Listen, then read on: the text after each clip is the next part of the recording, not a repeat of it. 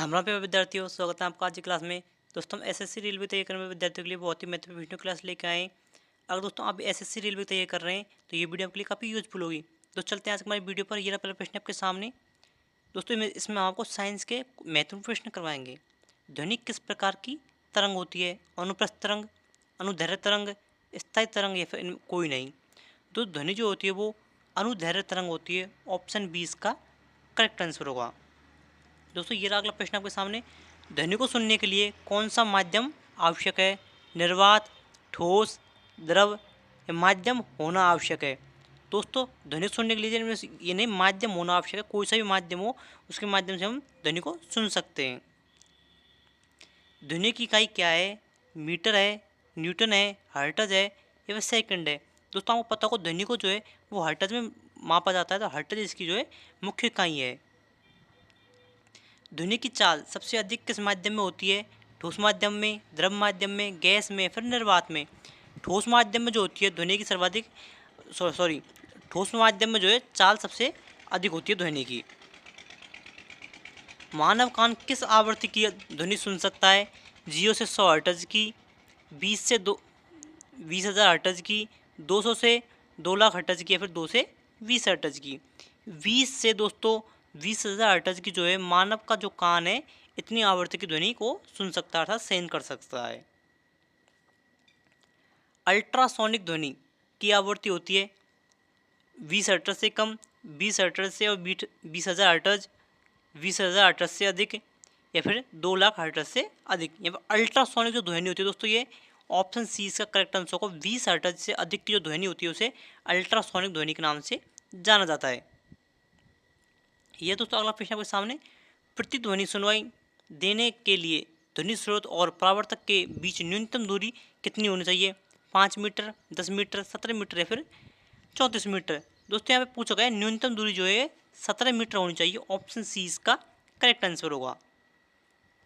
ध्वनि की गति वायु में लगभग कितनी होती है? 150 मीटर प्रति सेकंड, 340 मीटर प्रति सेकंड, 1000 मीटर प्रति सेकंड या फिर 3000 मीटर प्रति सेकंड? ऑप्शन बी इसका करेक्ट आंसर होगा। 340 मीटर प्रति सेकंड जो ध्वनि की गति होती है वायु में।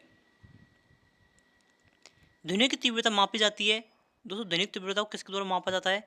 हर्ट्ज के द्वारा, डेसिबल के द्वारा, जूल के द्वारा, फिर न्यूटन के द्वारा? डेसिबल के द्वारा जो है ध्वनि की तीव्रता को मापा जाता है। ध्वनि का परावर्तन किस कारण होता है? अपवर्तन के कारण, अवशोषण के कारण, प्रतिबिंब के कारण, किसी कठोर सतह से टकराने पर? ध्वनि का जो परावर्तन होता है दोस्तों आपको पता है किसी कठोर सतह से टकराने पर जो है ध्वनि जो है परावर्तित होती है। ऑप्शन डी इसका करेक्ट आंसर होगा। अगर दोस्तों इस बार आप भी एसएससी और रेलवे में अपना सिलेक्शन चाहते हैं तो आप हमारे चैनल को सब्सक्राइब करें। जो भाई इस बार सिलेक्शन लेना चाहते हैं वो हमारे वीडियो को लाइक और चैनल को सब्सक्राइब करें। डॉल्फिन और चमगादड़ किस प्रकार की ध्वनि का उपयोग करते हैं? श्रव्य ध्वनि का, इंफ्रासोनिक ध्वनि का, अल्ट्रासोनिक ध्वनि का, सामान्य ध्वनि का?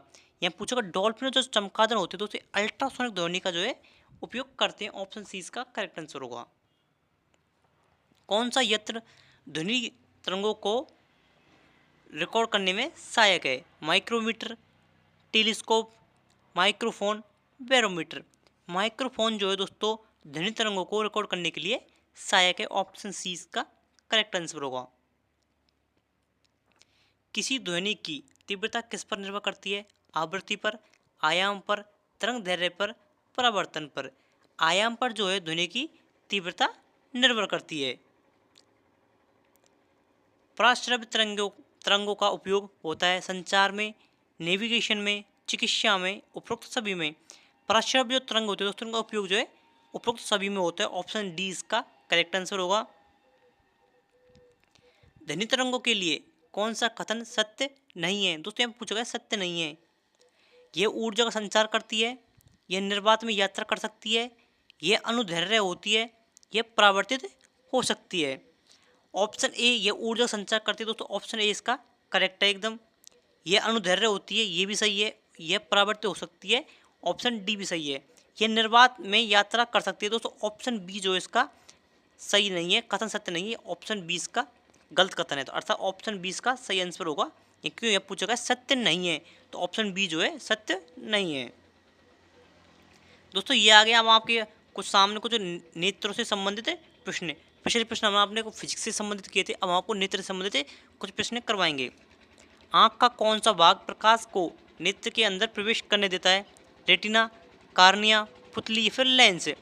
पुतली जो है दोस्तों प्रकाश को जो है नेत्र के अंदर प्रवेश करने पुतली देती है। ऑप्शन सी इसका करेक्ट आंसर होगा। रेटिना पर किस प्रकार की कोशिकाएं प्रकाश के प्रति संवेदनशील होती हैं? श्वेत रक्त कोशिकाएं, रॉड ऑन कोन कोशिकाएं, तंत्रिका कोशिकाएं, लाल रक्त कोशिकाएं। रॉड ऑन कोन कोशिकाएं जो है दोस्तों प्रकाश के प्रति संवेदनशील होती हैं। आंखों का कौन सा भाग वस्तु पर ध्यान केंद्रित करने के लिए सहायता करता है? पुतली, लेंस, कार्निया, फिर आइरिस। दोस्तों हम किसी वस्तु को देखते हैं तो उस पर हम जो ध्यान केंद्रित करते हैं वो हम लेंस की सहायता से करते हैं। ऑप्शन बी लेंस इसका करेक्ट आंसर होगा। अंधत्व किस अंग से संबंधित रोग है? अंधत्व रोग होता है वो किस अंग में होता है? कान में, मस्तिष्क में, आंख में या फिर गले में? अंधत्व जो रोग होता है दोस्तों ये आंख में होता है। ऑप्शन सी इसका करेक्ट आंसर होगा। दोस्तों ये रहा आज की क्लास का अंतिम प्रश्न आपके सामने। आंख का कौन सा भाग रंगों को पहचानता है? रॉड कोशिकाएं, कोन कोशिकाएं, लेंस, ऑप्टिक नर्व। दोस्तों रंगों को पहचानने का जो कार्य करता है वो करता है कोन कोशिका जो है हमारी आंख में रंगों को पहचानने का कार्य करती है। दोस्तों आज की क्लास को हम यही बस समाप्त करते हैं। अगर आपको हमारी वीडियो अच्छी लगी वीडियो को लाइक करें, चैनल को सब्सक्राइब करें तथा अपने दोस्तों के साथ शेयर करें। दोस्तों आप सभी मुझे कमेंट करके बताएं आपको जितने भी प्रश्न मैंने करवाए उनमें कितने प्रश्न आपके सही हुए हैं और कितने प्रश्न गलत हुए हैं। दोस्तों आपको जितने प्रश्न गलत हुए हैं आप कोई भी कॉपी में नोट करें और आगे से ध्यान रखिए अपने प्रश्न गलत नहीं हो, क्योंकि दोस्तों इस बार आपको सिलेक्शन लेना है। तो आप हमारे चैनल को जल्दी सब्सक्राइब कर लो, वीडियो को लाइक करो तथा बेल आइकन को दबा लो जिससे आने वाली वीडियो नोटिफिकेशन सबसे पहले आपके पास पहुंचे। धन्यवाद। राम राम।